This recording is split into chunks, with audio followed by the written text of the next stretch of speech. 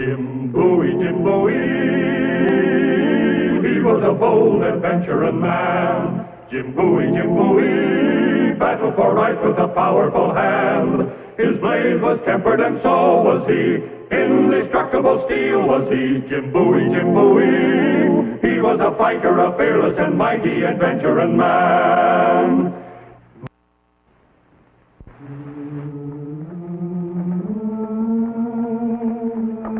This is Jim Bowie speaking, and this is a dark alley in the city of New Orleans in 1830. Congress had passed a law prohibiting the importation of slaves from Africa, so a new trade had sprung up, the trade in stolen slaves. It was here in the dark alleys of New Orleans that this trade flourished under the leadership of ex-pirate Jean Lafitte and his band of cutthroats. Human life wasn't cheap. A prime field hand would bring as much as $1,000. Papers were forged, and the poor devil who dared raise his voice against his captors was brutally whipped into submission. Praise the Lord. Mr. Bowie. Jim Bowie. Don't move, mister, or I'll split your head open before you can cock that rifle. Cut him down. You both heard me. Cut him down. Take that knife and cut him down. What concern is it of yours what I do with this slave?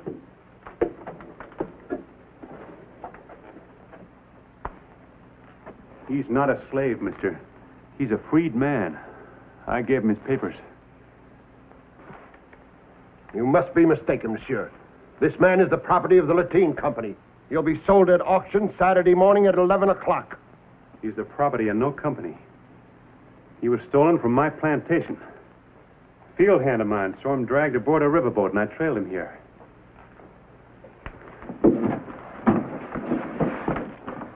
Don't bother about me, Mr. Jim. He's a bad man. Who's in charge around here? Who owns the Lantine Company? The rifle's cocked now, Mr. Bowie. Don't give him any reason to whip you, Joseph. I'll be back. I'll get you out of here.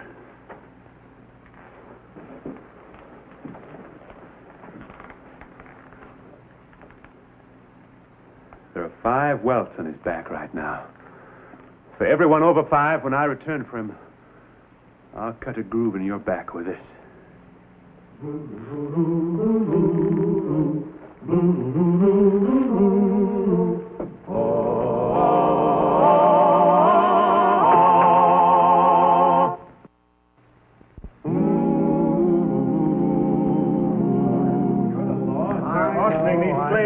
Saturday. But I wouldn't go around accusing people of slave stealing, Mr. Bowie, unless you have evidence. I can prove everything I said. Then do it.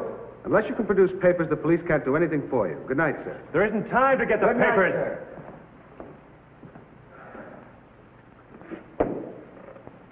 Mr. Bowie, allow me to introduce myself. I'm Jacques Toulouse, of the Louisiana Courier newspaper. Howdy.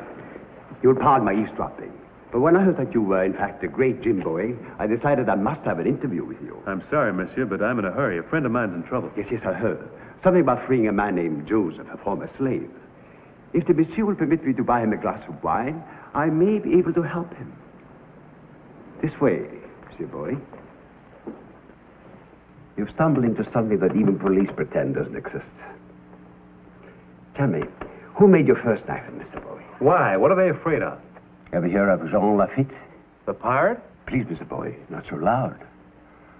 This pirate has become one of our most honored, if not respected citizens, since he helped General Jackson drive the British from the Baratier in Ireland. It has now become the custom, as well as a matter of discretion, so to speak, to look the other way when Pirate Lafitte turns his hand to slave trading. It's a large business in New Orleans, my friend, a very large business. And the men who run it will brook no interference. Not even from the law? Tell me, why did you sharpen both sides of the blade near the end? Where will I find Lafitte? He lives on Galveston Islands, but he has a business partner, a Monsieur Pierre Chauvin, who lives here, and who is just as dangerous. Where will I find him? I'll give you his address in return for the story of the knife. Agreed. 24 Rue Sablon in the Vieux Carré. 24 Rue Sablon. Much obliged, Mr. Toulouse, for the wine. What about the story of the knife? Meet me later at the Twin Oaks Inn. But, monsieur, suppose you don't come out alive. Well, then, Mr. Toulouse, you'll just have to write my obituary. It'll make a much shorter story.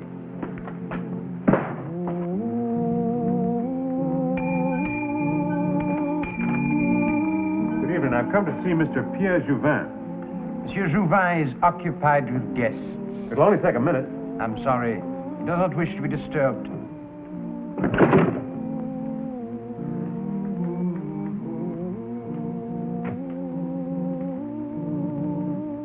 Madeleine, my dear, there is something I wish to tell you privately.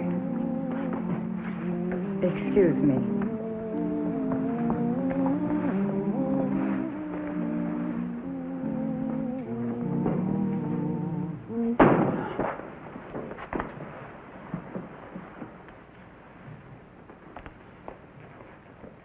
My name's Jim Bowie. I'm looking for Mr. Pierre Jouvin. Is he here? I am sorry, monsieur. It's the one I turned away from the door. Will you be so good to follow me, monsieur? I'm not leaving till I see Mr. Jouvin. I am Pierre Jouvin. Now, what brings you into my courtyard like a man from another planet?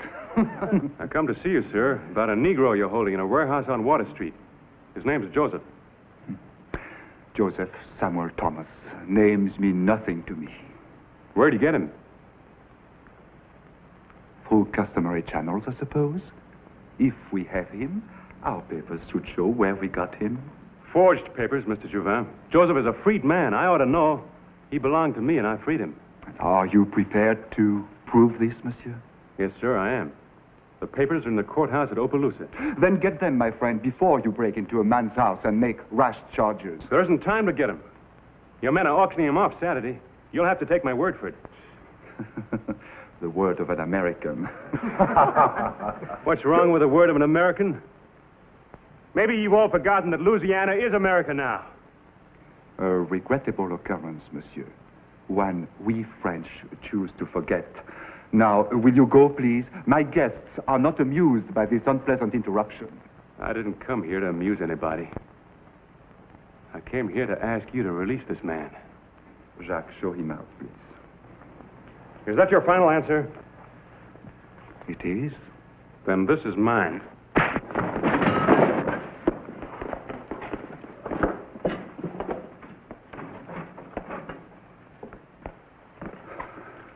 Thank you, Jacques. It's time someone showed this pig a few manners. Get the swords. You want to fight, mister? A knife's good enough for me. The swords, monsieur. Where I come from, man fights with whatever weapon comes to hand. Take your choice. Monsieur Jouvin is the injured party. He chooses the weapons and he chooses swords. Wait! It would be little less than murder to pit this man against a swordsman like you. Mademoiselle Dupré flatters me. But I've made my choice, monsieur.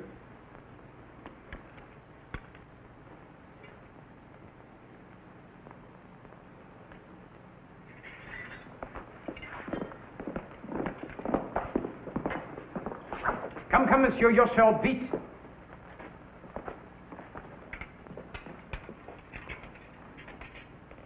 Allez, monsieur.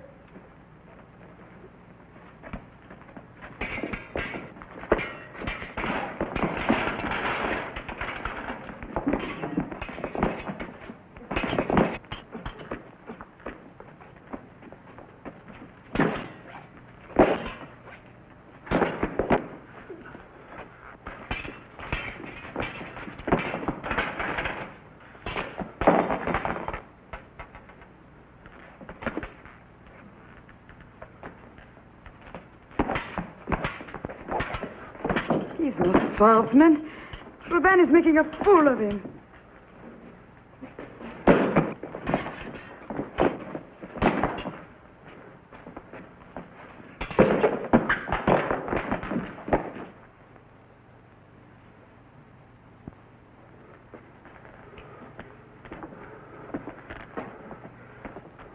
Apologize, monsieur. Quickly. As far as I'm concerned, you're still a slave thief.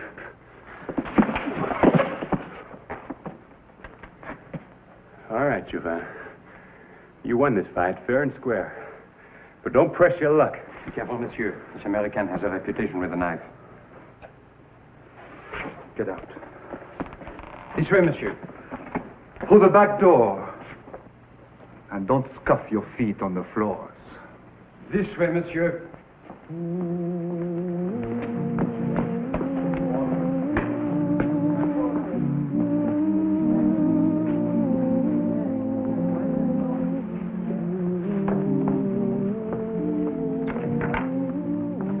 Monsieur Bowie. You forgot these. Yeah, thank you. I am Madeleine Dupré. You are a courageous man, Monsieur Bowie, but you made one mistake tonight.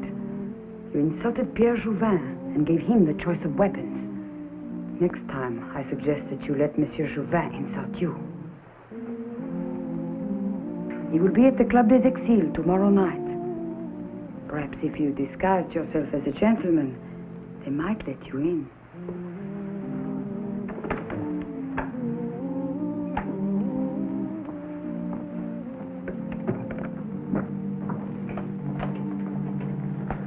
Give me a bottle of ale, Peg.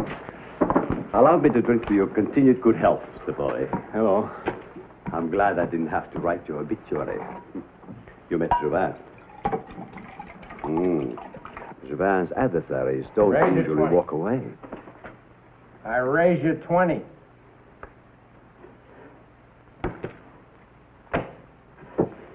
I go. Peg, is this man staying here? Yes, sir. I got you beat, mister. Just a minute. Give him back his money. Who says so? I said give him back his money. Look, you know a man's too drunk to know what he's doing. Come on, you've played enough tonight, mister. Need any help, Mr. You're Bowie? going up to bed. Jim Bowie? Come on, up you get. I don't want to quit. You gotta have it for the night, mister. Come on. You men use real good judgment. I'll take you to your room. Want to go? Yeah. Here we are. Oh. Thank you. Friend of yours? Him? I never saw him before. You mean you pulled him out of the card game for no reason at all? The man was drunk. He was being fleeced. As it happens, the man was Sam Houston. Drunk or sober, he's quite capable of taking care of himself. Sam Houston? That's right. Now for the story you promised me about the famous Bowie knife. What is it? I didn't think that I'd ever put Governor Sam Houston to bed.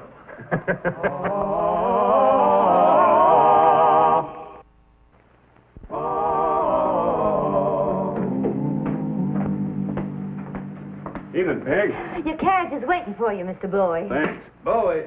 Did I hear somebody say Bowie? So you're Jim Bowie. What right you got pulling me out of a card game when I'm holding a club flush? You were holding a whiskey flush, sir, and you were being cheated. You're right, friend, you're right. And Sam Houston thanks you. Glad to be of service, Governor. Oh, no, not governor, just Sam Houston.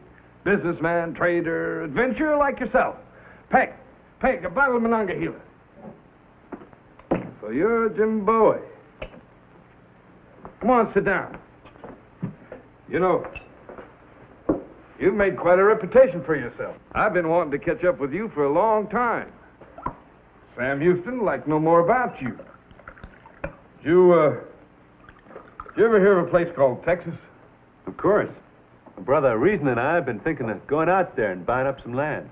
Well, here's to Texas. You ought to see it, friend. Why, its virgin soil lies untouched by the plow. And its vast prairies teem with buffalo. And riches.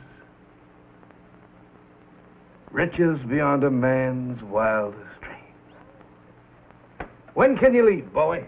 Whoa, not so fast, Mr. Houston. I was just thinking of going there. I'm not leaving right now. Why not? I have my plantation in Opelousas to look after, and Why in Texas you'll have so much land it'll make that plantation of yours look like a sharecropper's half acre? Now, enough of this talk. When can you leave? I'm sorry, Mr. Houston. I can't even talk about it right now. A friend of mine's in trouble. Trouble? A Negro named Joseph. He was picked up by Lafitte's slave stealers. And he'll be sold at auction unless I can free him in time. Ah, bother with this fellow. You and me still got a lot of talking and drinking to do. You'll have to excuse me, sir. I gave this man his freedom. He saved my life once. I can't turn my back on him now. You know something, Bowie? The more you talk, the more Sam Houston wants you to go to Texas with him. Now then, you got any plan of action to free this friend of yours, Joseph? I've located the man who holds him. May take a little persuading. Well, my knife hand might not be as skilled as yours, but it's yours for what it's worth. Let's go, Mr. Houston.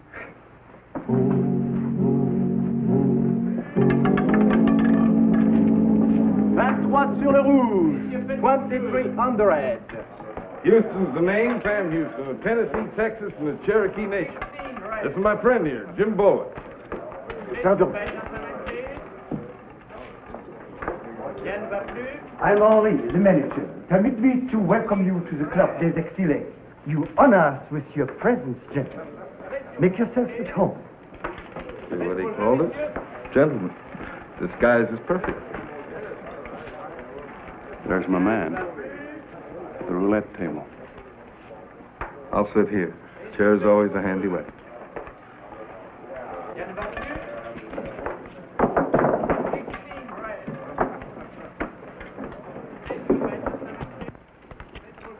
Give me some blues, please. Henri? Henri! Let's see your bed, gentlemen, please. Wait. Monsieur Juvin called. Yes, I called, Henri. I was under the impression this was a gentleman's club.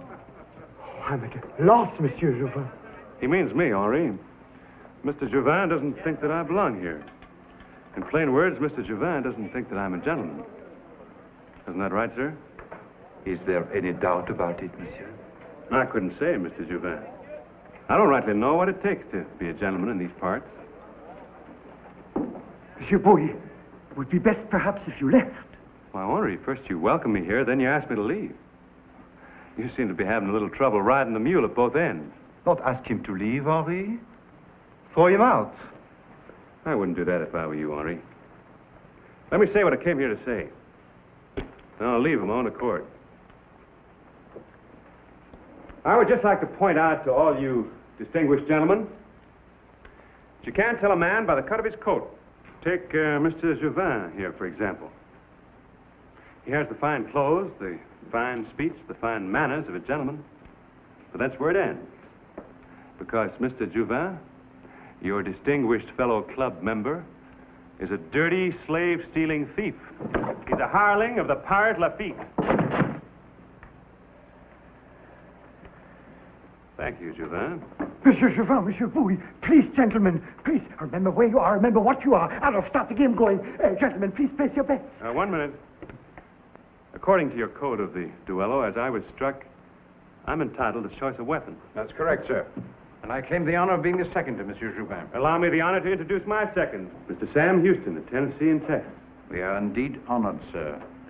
Weapons, time, and place, monsieur? Bowie knives. Here and now. It's your choice, monsieur.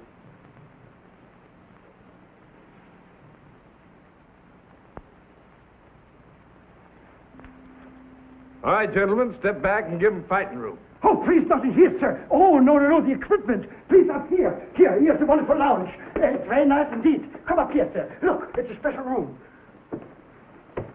That looks all right.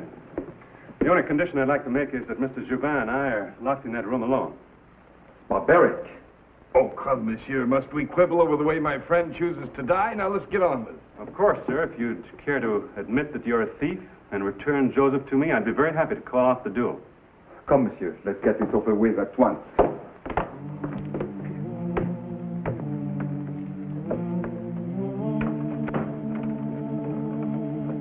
You gentlemen came here to gamble. Anybody like to make a little bet? $500 on Juvin. The gentleman has a bet. Tables and chairs. Shouldn't that be removed? Oh, a few hazards will make the fight more exciting. Particularly when the room's dark. Dark. That's right, Juvin. You taught me a few tricks with the rapier. Maybe I can teach you a few tricks with the knife.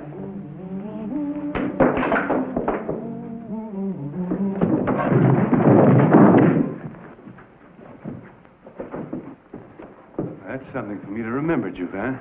Never turn my back on you. No. Don't hold the knife like that. Hold it like this. That's right. That's good, Juvin. That's right. Try again. Come on.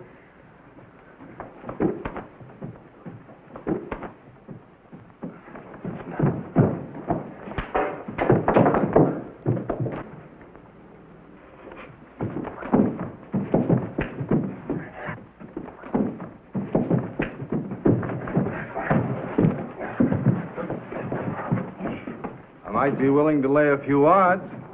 Say, 5 to 3. Any takers?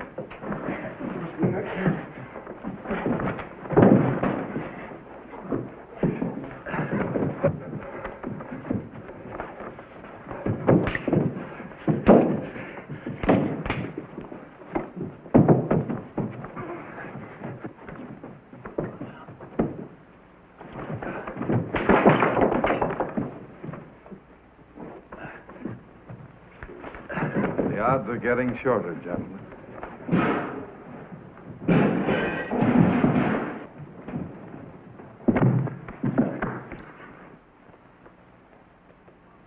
There's something wrong in there. Maybe they're both dead. In that case, naturally, all bets are off.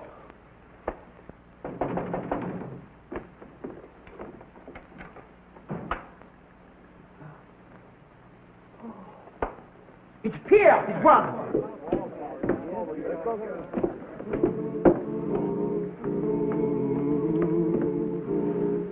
Tell him, Juvin. Go on, tell him. Everything he said is true. Louder. I deal in stolen slaves.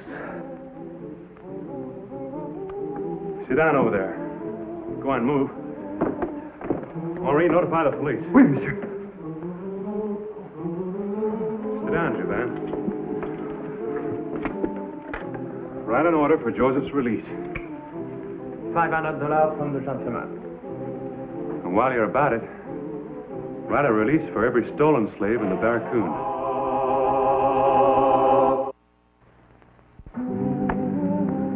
Let's have a look at your back. 5. Lucky for you, there aren't any more. How about the rest of these men? What's going to happen to them? They will be returned to their rightful owners. Good night, gentlemen. Allez-vous-en, vite!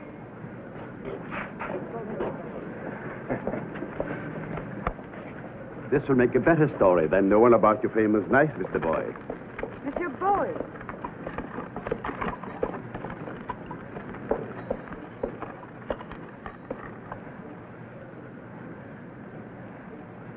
Hello. Hello. I see you took my advice. Yes, and it worked very well. Thank you. Thank you. You did us both a very great service. That is right, my dear. Jouvin was becoming difficult. And now, as for you, I will give you just 24 hours to join me or get out of New Orleans. And who are you, sir, to give me such an order? Lafitte is my name. Jean Lafitte.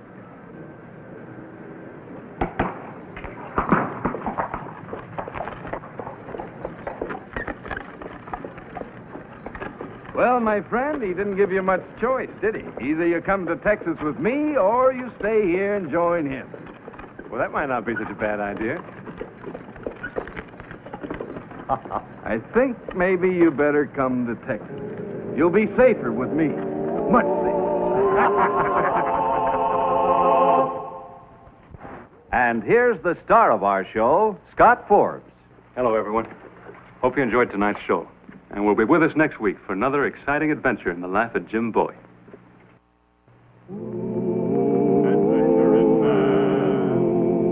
Adventuring man, Jim Bowie, Jim Bowie. He roamed wilderness unafraid, from Natchez to Rio Grande. With all the might of his gleaming blade, he fought for the rights of man. Jim Bowie, he was a bold adventuring man. Jim Bowie, battled for right with a powerful hand. His blade was tempered and so was he. Indestructible steel was he. Jim Bowie. He was a fighter, a fearless and mighty adventuring man.